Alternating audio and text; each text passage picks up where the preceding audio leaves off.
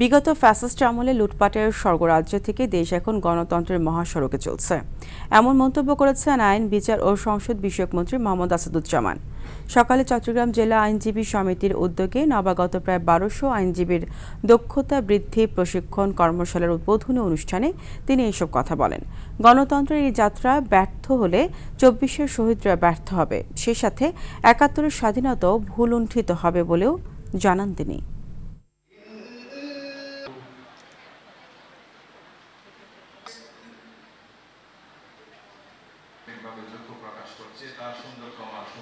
যেখানে হাত দেন সেখানেই রন্ধ্রে রন্ধ্রে দুর্নীতি।